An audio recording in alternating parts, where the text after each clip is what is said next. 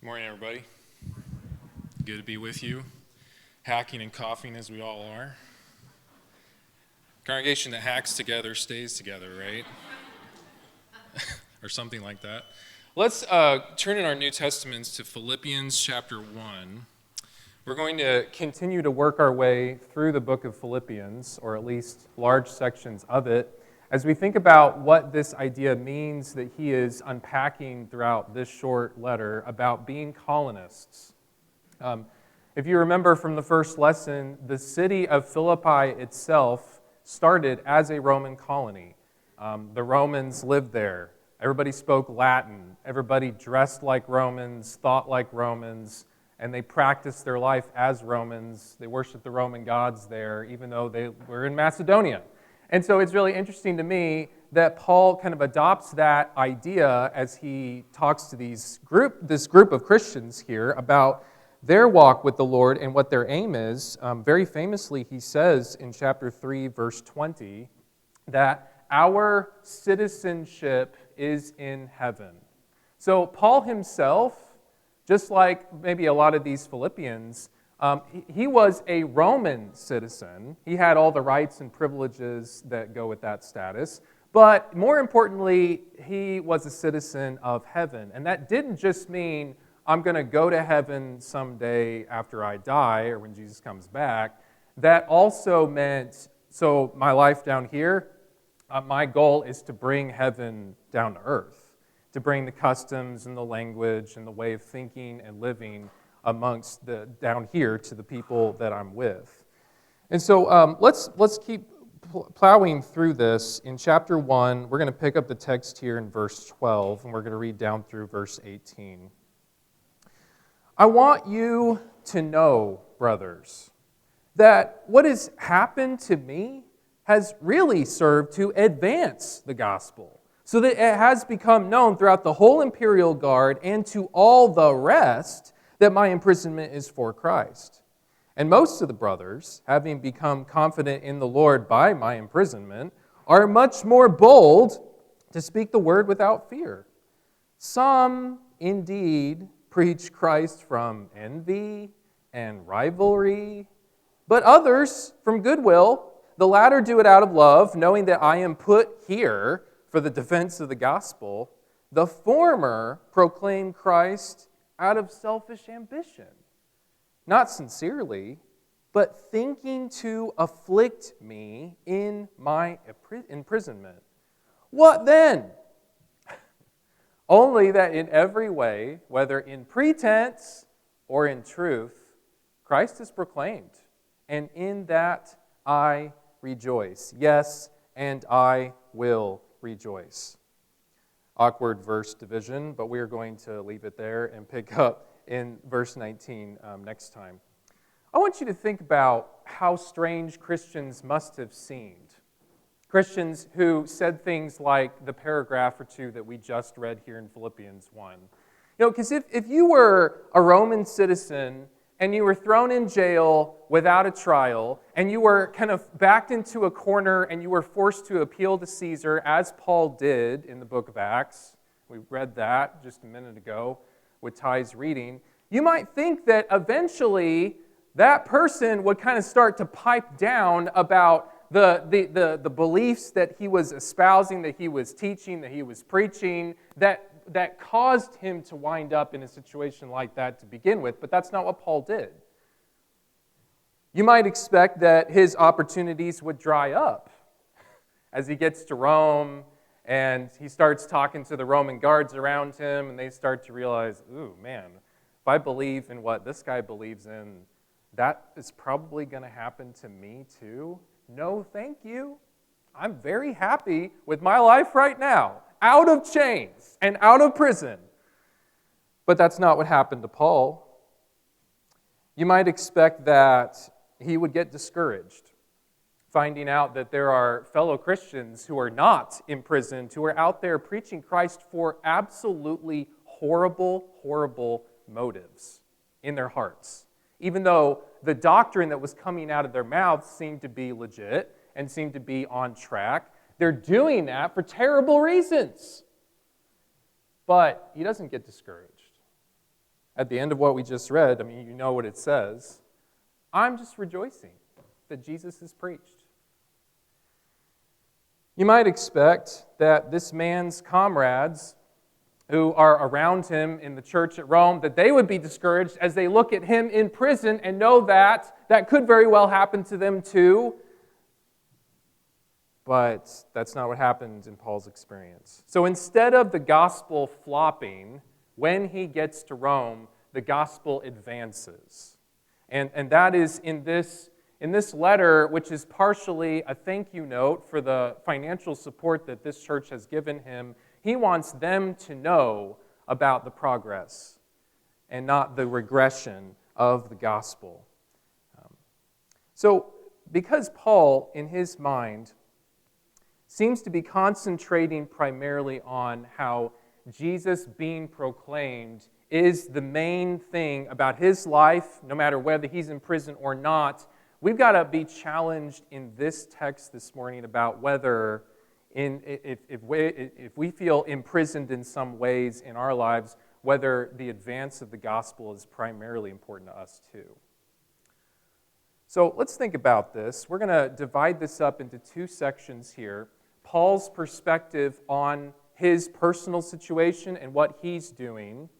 And then in 14 through 18, in the last part of this, his perspective on what other people are doing and how he's thinking about that. But I want you to notice 12 and 13 in a couple of different ways with me this morning. First of all, notice how he very emphatically wants to make known this point, that he is continuing to work. Even though this is not the way that he would like to work, these are unfavorable conditions for his work. You know, I think about it. If you've never read Philippians before, and you knew Paul's situation, you might expect these verses to read differently. You might expect him to say, well, you know what, guys? I'd really like to tell you about studies going on and things happening in my work, but as you all know, I'm in prison. So there really hasn't been much to report. There's really not a whole lot going on with me because I'm sitting here in chains. And you might expect the Philippians to go, oh, well, yeah, I mean, that's understandable. It's unfortunate, but we get that, Paul. But that's not what he says. Instead, he says, I want you to know that I've had studies coming out my ears. I've had discussions with all kinds of people about Jesus. And notice how he says in verse 13, the ESV says, imperial guard knows about Jesus now. Some of your translations might say palace guard or even praetorian guard. This is a special squad of elite soldiers that actually served as the bodyguards of the emperor and fulfilled special missions there in the city of Rome and maybe some other places where they were stationed. They were also very, very powerful politically. In fact, we know outside of this, we know from history that just a few years before Paul was imprisoned, these Praetorian guards were actually responsible for assassinating one of the Caesars and putting another one into power. That's how influential these guys were. And so it's interesting that they are, at least some of them, are responsible for guarding this prisoner who's trying to appeal to the Caesar. And there were a lot of these guys. We know that there were about 12 cohorts of Praetorian soldiers with up to 1,000 men in each cohort. So you've got potentially here thousands of Roman soldiers who are exposed to the message of Jesus, and the gospel is having its effect. Look over at the last part of the letter. I want you to just notice how he drops this in at the end here. So chapter 4, I'm looking in verse 22. This is almost the last verse. After he says, hey, greet everybody in Christ Jesus. Brothers who are with me, greet you.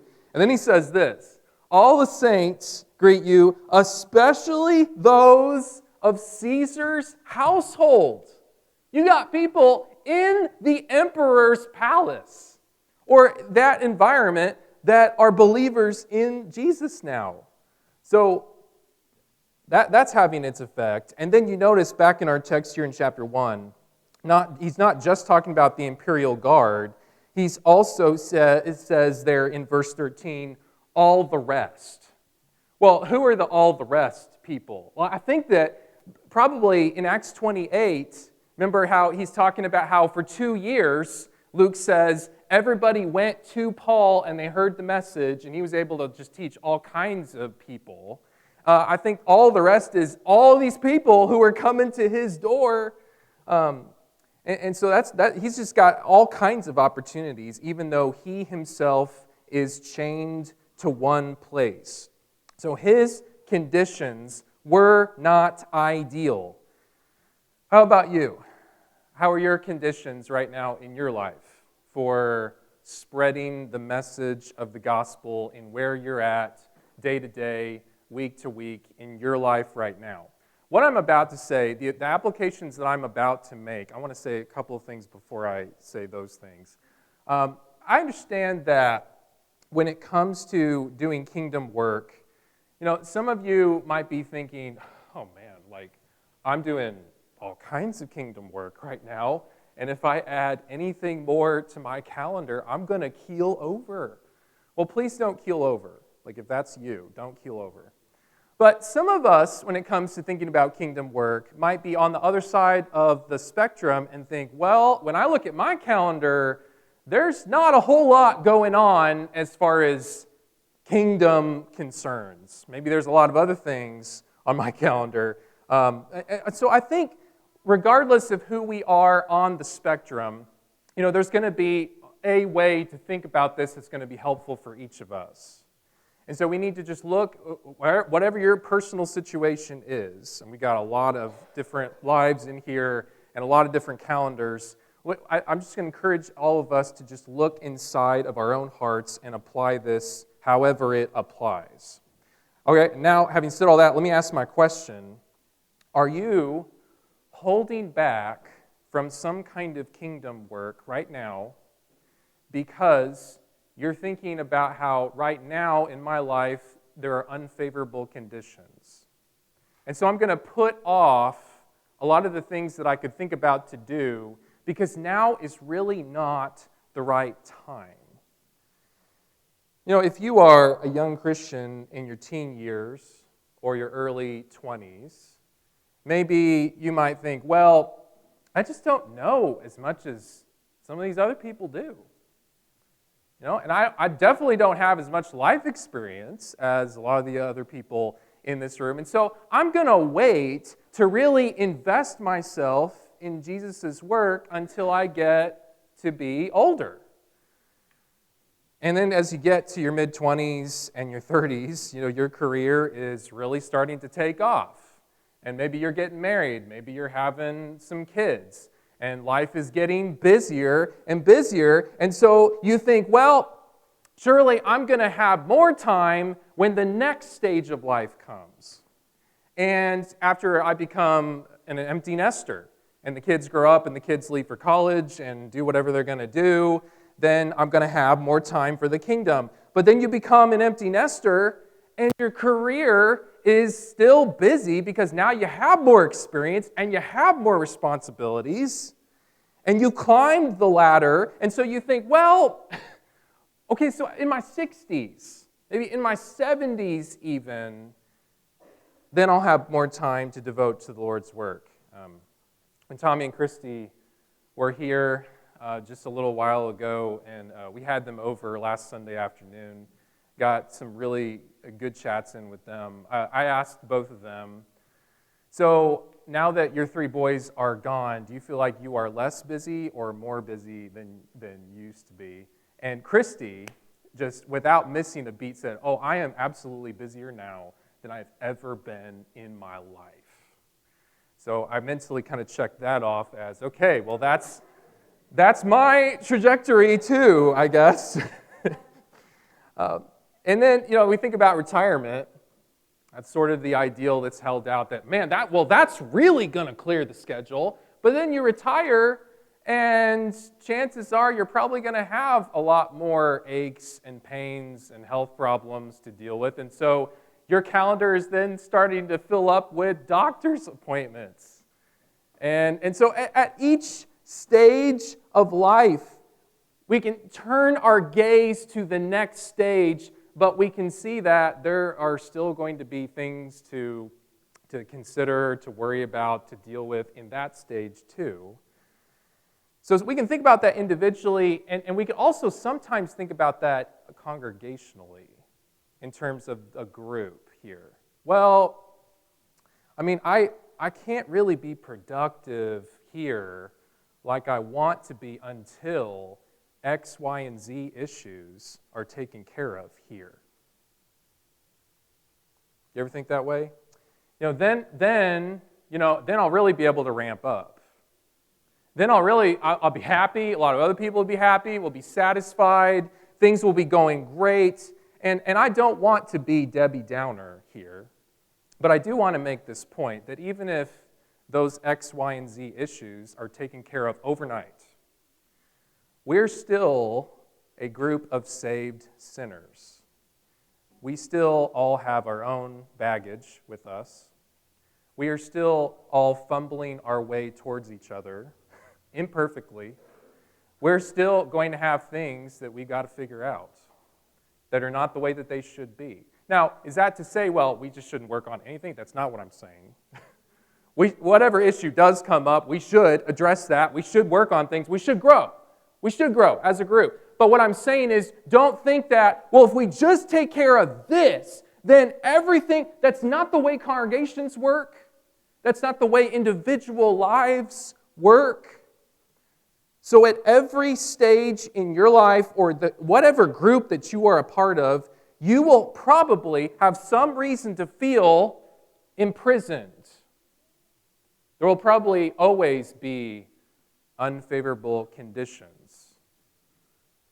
And there's always going to be the temptation to put off colony work.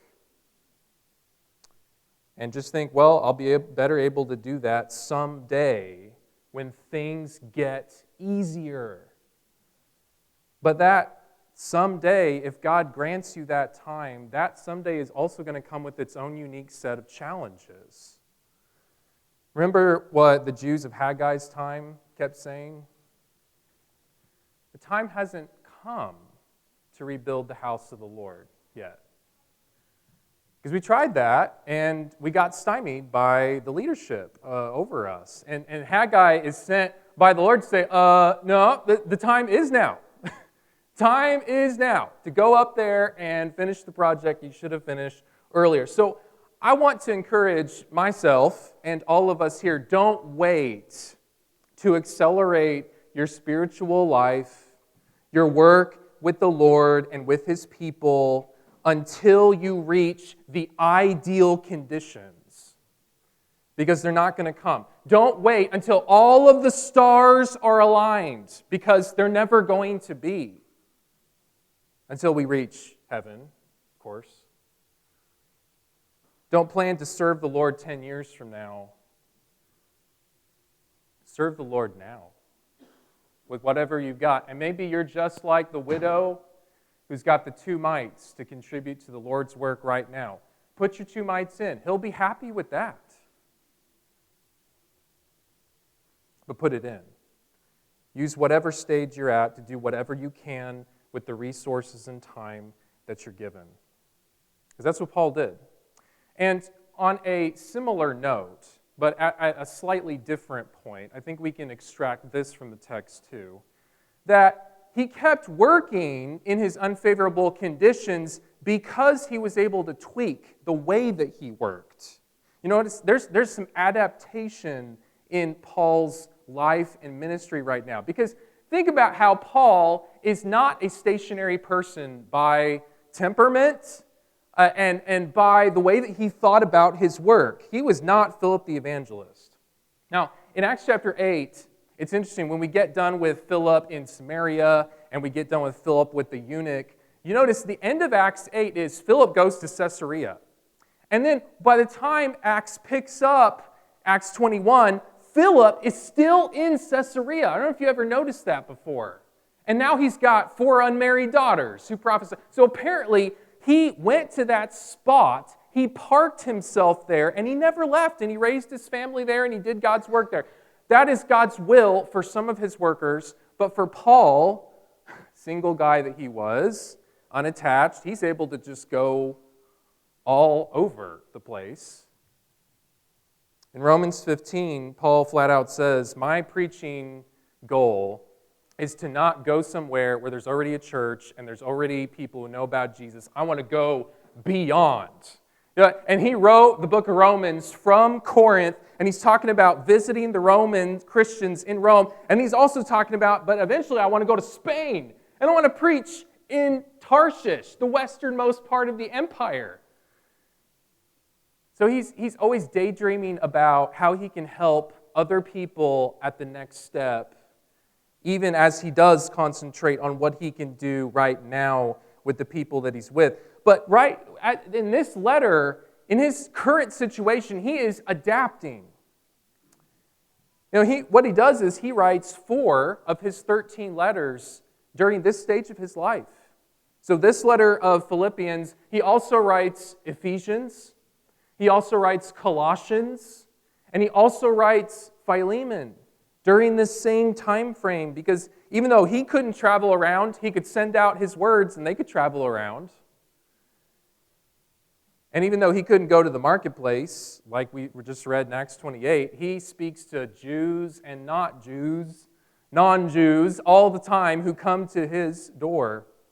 Again, he lived there 2 whole years at his own expense, welcomed all who came to him, proclaiming the kingdom of God and teaching about the Lord Jesus Christ with all boldness and, you notice how Luke says, without hindrance. Well, wait a minute. I thought he was in prison. I thought there was a lot of hindrance. No, the message can keep going out. The word of God is not bound, even though Paul's kind of hampered in some ways.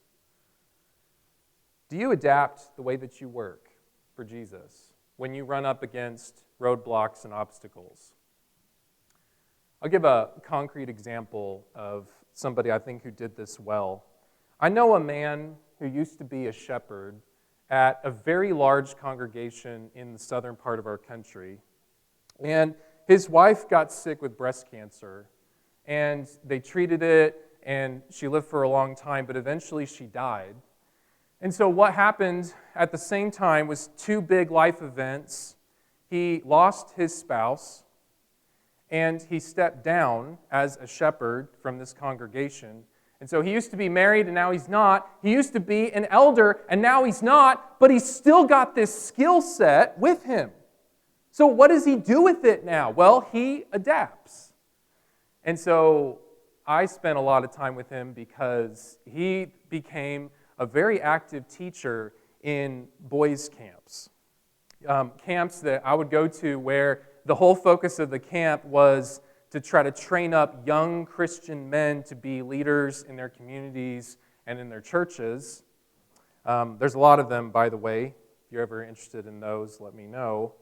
And so he taught at those, and then he also became a seminar teacher for congregations. And so now he travels all over the place and teaching groups of God's people about shepherds and sheep and how to make that work. And he talks about marriage and family because he's got a lot of experience about that. He's still exercising his gifts of equipping the saints for the work of ministry, but he's just doing it in a different way than he used to do it.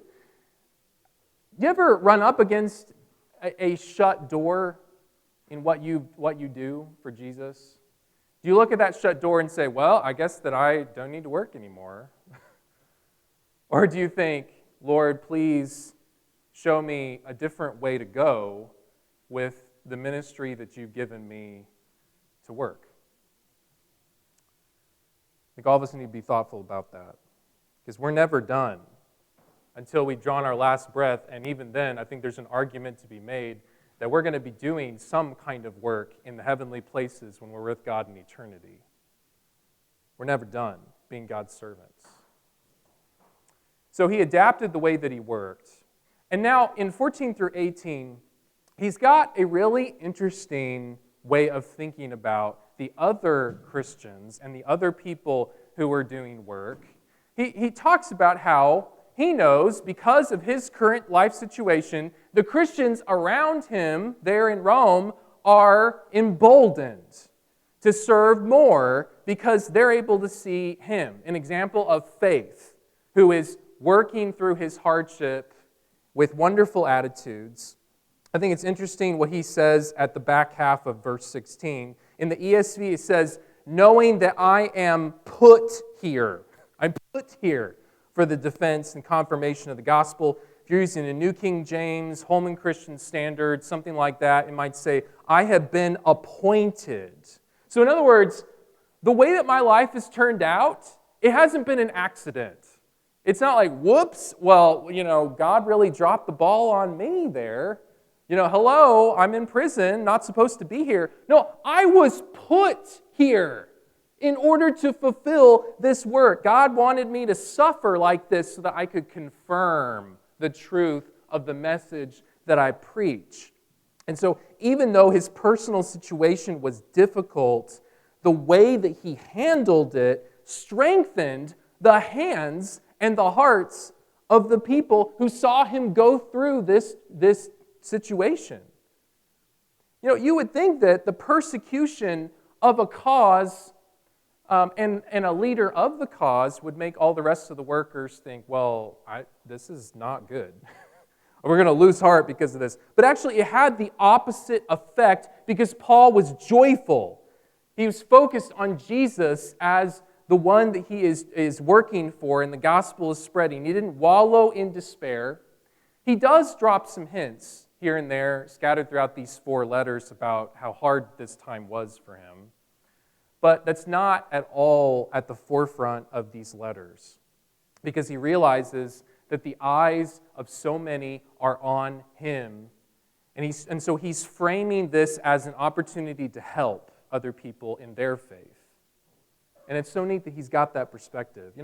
I don't think that there are ever easy, cut and dry answers for the question of why does God allow humans to suffer? Especially, why does he allow his children to suffer sometimes terrible things? No easy answers to that question, but I think one partial answer might be because he wants to use certain ones of his servants and hold them up as examples of faith for other people who need strength. Think about the example of Job. Why did Job suffer? Well, there's probably a lot of ways to answer that question. But I'm struck by something that James says in James chapter 5. You have heard of the steadfastness of Job. And that's all he says about Job's life. And he's writing this letter to a whole bunch of people, and they would have said, yep, we all know the story of Job. Think about how many billions and billions of people by this point in history have heard of the story of Job. Countless lives. And James also says, you've heard of the steadfastness of Job, and you've seen how the Lord is merciful. People have seen Job and the way he handled that, and now billions of people have also seen the Lord that Job served and trusted and relied on. Not to mention all the spiritual forces in the heavenly places who are watching it too. And so I want to ask myself, and I want to ask all of us this question. When we're going through some sort of imprisonment, and we're feeling confined, a genuinely discouraging, genuinely painful situation, are fellow believers encouraged or discouraged when they watch the way that we go through that situation, whatever it is? Do they just hear us complain? Do they just hear us cry out in pain and just say, this is not the way things should be? By the way, it's okay to say that sometimes, but are we also saying, blessed be the name of the Lord? Like Job did. I really related to what Tommy said at the beginning of his Job sermon. I mean, if you remember, he got up and said, I really feel personally unqualified to teach about suffering because I've had a pretty easy life. I can say that too.